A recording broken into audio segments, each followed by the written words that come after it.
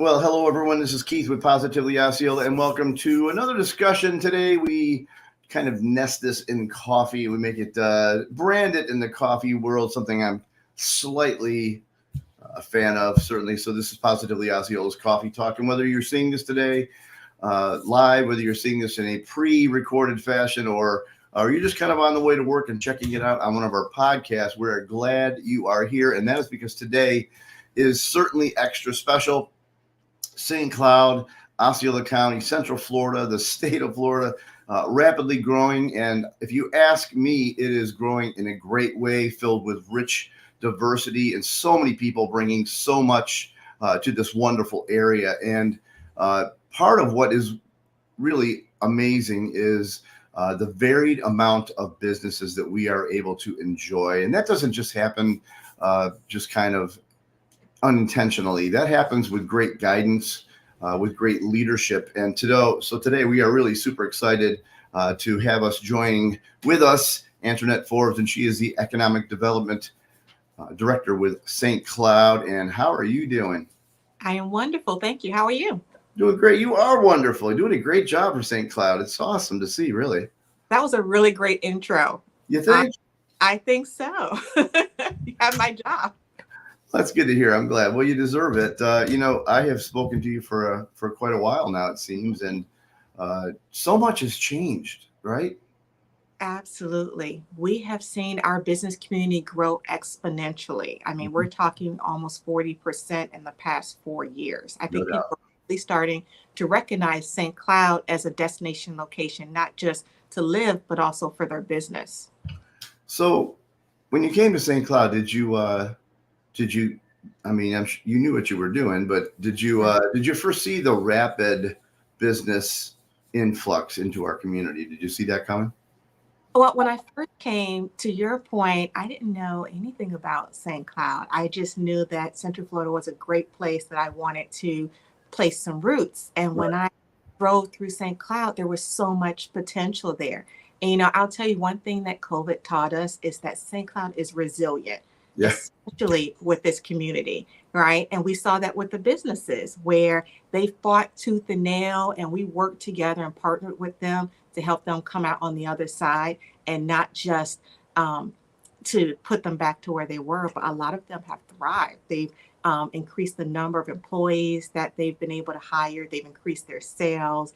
They've been able to expand their footprint. We've really just seen just a tremendous growth. We get a chance to talk to a lot of people, and some people are not exactly thrilled by the rapid growth in the community. But the secret's out. Cool place to live. Mhm. Doesn't snow. Right. A lot of cool things. And so I tell people, honestly, if it's something that you're not all 100% fond of, rapid growth, start a small business because this is a good thing for small business. Would you think? Would you agree? Absolutely. And I usually tell people when I go out and speak that we are pro strategic growth. It needs to make sense. It's not everyone and anyone, just kind of moving to St. Cloud. It's about Right. what makes sense for the city as we continue to grow. And so that's why economic development is so important, because we need to find a balance between our resident and our business community. We are not just a place for people to come and sleep. We're a place of commerce as well. You Sure. know, one of our top industries is retail and service. And so, we look at those numbers and we try to figure out, okay, so how do we help increase those dollars so that we don't have what's called retail leakage, which is people leaving St. Cloud in order to purchase their goods and services. We have so many different eclectic businesses here that are owned by the very residents who live here. So it's important that we learn to buy local, shop local, support our community. The majority of our businesses here are non-franchise. So the dollar stays here, which a lot of some of our neighboring larger municipalities can't say.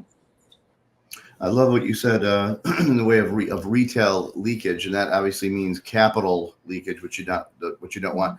So, in that light, something really cool. It's not just a coincidence that we're talking today. So something very exciting that's happening coming this Friday, and Mhm. share that today. Maybe you can tell us a little bit about that opportunity for the community. Absolutely. So when we talked about providing resources to our business community, some of our businesses still don't know all the things that are offered in St. Cloud. So we're having an expo. It's called How to Do Business in St. Cloud. So it's this Friday, which is April the 12th, from 9 to 12 at our St. Cloud Community Center. And so the purpose of it is to really just bring all these different resource providers that provide free technical and sometimes financial assistance to our local businesses. We'll have organizations there from the Small Business Development Center, from University of Central Florida Business Incubator, from OUC, the Reliable One, Prospera, which is a Spanish language business technical assistance organization. The Central Florida International Trade Office will be there to help businesses learn how to export their products. So these are just some of the organizations that are there. We're anticipating more than 30 organizations, which include city departments. Really, just how do we help our small businesses thrive? How do we connect the dots?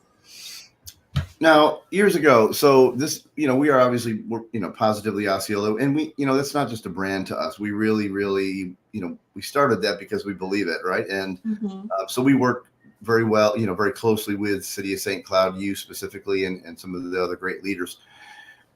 Many years ago, people would say, gosh, it's just hard to start business. It's hard to do business in Osceola County. It's hard to do business in St. Cloud. And this is an example of how vastly that has changed. So would you say that to people? This is an open environment. And no matter where you're from, whether it's an international destination that you've come from, or whether it's national or even somewhat local, and now you found St. Cloud to be your home and your business home, do you feel that it's much improved in the way of ease and sensibility for people to start their business here? I think it's a lot easier than it was before. I think that we still have some work to do, but Sure. that's part of the communication that we have with businesses, and why we're always looking to find ways to connect with them. Tell us what the issues are. Tell us what your hiccups were, so that we can find ways to tweak that system better. One example is we have a position called the Business Navigator position, and their role is to serve as a liaison between the business community and our development review process.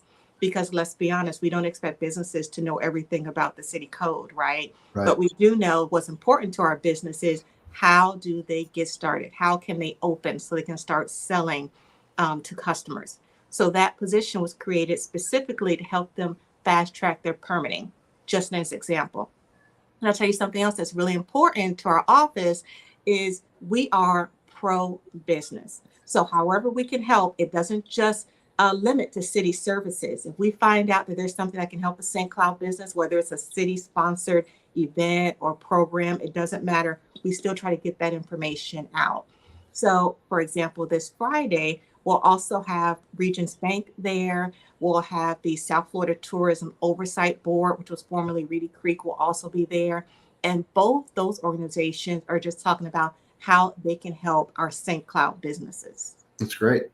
That to me was something not to be to move past quickly. Mhm. When I looked at the graphic, certainly brand logos and brands all over that particular business flyer, and that represents a lot of work on your part. That represents a lot of work on all those organizations part. It doesn't get done alone, correct? Right. I know you have a great relationship with the St. Cloud Chamber. Dirk and all his guys over there do a Mhm. great job for the St. Cloud community and beyond. But also a lot of organizations were in that flyer. So how do you work out that? How do you build those partnerships, which you have done? Right. It's all about that cultivation. A lot of these organizations have the same goal that the city has, which is how do we help our businesses prosper? And so a lot of times we get together and just talk about, okay, well, here's what we have going on. What do you have going on? And then we find ways if we can partner with it, or we can just practically share information. Our newsletter is an example Right. of finding a way to communicate with our businesses of, hey, the city found out this great resource or information for your business, give them a call. I'll give you one example. In December that just passed, Our newsletter was all about grants. It was different grants that were out. And I think only one of them was a city grant, but all of them were outside organizations that offered grants to businesses. But we blasted that information out because we know it'll be of assistance to our local businesses. And I think that's what sets us apart from, other municipalities, is that we're looking not just what's the city doing. We take the focus off of us and we put it on our business community. How can we help our businesses?